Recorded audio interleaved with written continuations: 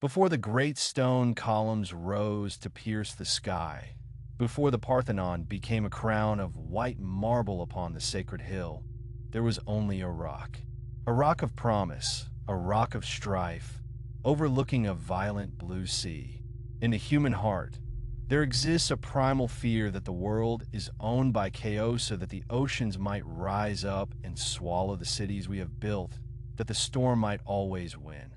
But this is the story of how wisdom chose the earth, and how a city was born not from the conquest of blood, but from the gift of a seed. To understand this tale, we must look to the ancient heights of Mount Olympus, where the clouds brush the throne of the Thunder King, Zeus. This is the world of ancient Greece, a land carved by sun and salt, where the gods are not distant spirits, but walking forces of Naturia, passionate, vain, and dangerously powerful. Among them sat two mighty siblings, locked in an eternal rivalry that shook the heavens. Poseidon, the dark-haired earth shaker, ruler of the Oceana's depths, who stirs the waves with his trident, and whose temper is the hurricane. And Athena, the gray-eyed, glorious one, goddess of wisdom and war, who prefers the strategy of the mind to the fury of the sword. Their feud was old, older than the olive groves, older than the keels of the first ships. They had fought before. They had fought for the patronage of the walled city of Argos, and Poseidon had lost. He had fought for the sunny lands of Corinth, and again, the fates had turned against him. The bitterness in the sea god's heart was a cold, heavy thing. So when the mortal king Cecrops looked to the gods for a guardian for his new city, a city sitting on a massive hill overlooking the Saronic Gulf, both divinities saw their chance for vindication. Zeus, the father of gods and men, decreed a contest. The city would belong to the one who bestowed the greatest gift upon humanity. The stage was set on the Acropolis, the high city.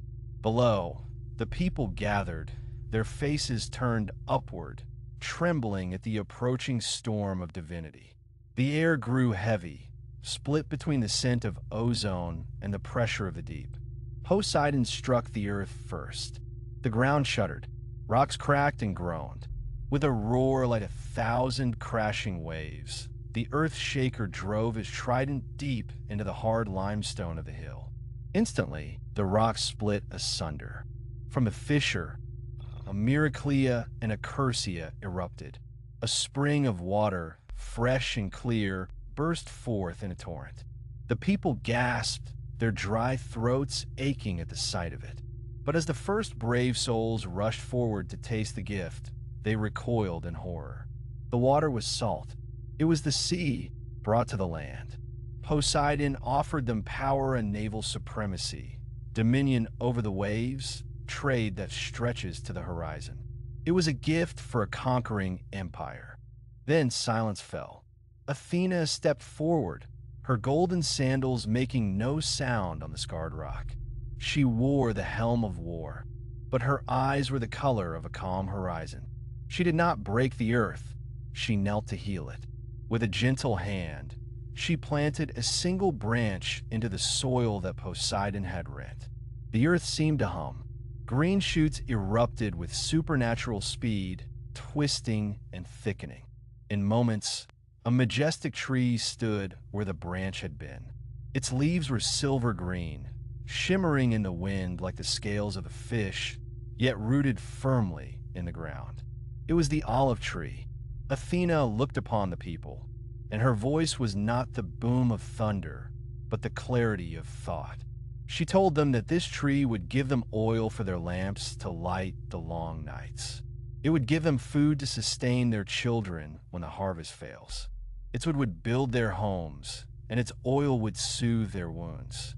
It was a gift of life, a gift of peace, a gift of endurance. It was the foundation of prosperity, not the glory of war. King Cecrops and the citizens of the fledgling city looked from the salt spring to the olive grove. They saw that Poseidon offered them the open sea, but they could not drink the ocean. They could not build a life on the decks of warships alone. Athena offered them a future rooted in the soil, a wealth that grew slowly but lasted for generations. With a shout that became a cheer, the people chose the goddess of the olive tree. The city was Athens, but the rage of a god is not easily quieted. Poseidon, humiliated for the third time, let out a bellow that turned the sky black. In his fury, he sent a great flood to drown the lowlands of Attica, a reminder that the sea is never truly tamed. It was only through the calm intervention of Zeus and the soothing justice of Athena that the waters receded. Yet, to appease the Earth-Shakira's wrath, a price had to be paid. The women of Athens were stripped of their right to vote, and the men swore never to offer the olive branch within the temple of Poseidon at Sunium. Even in victory, wisdom must negotiate with power. To the ancient Greeks, this was not just a story about a city name. It was a defining truth of their identity. It explained the very soil beneath their feet.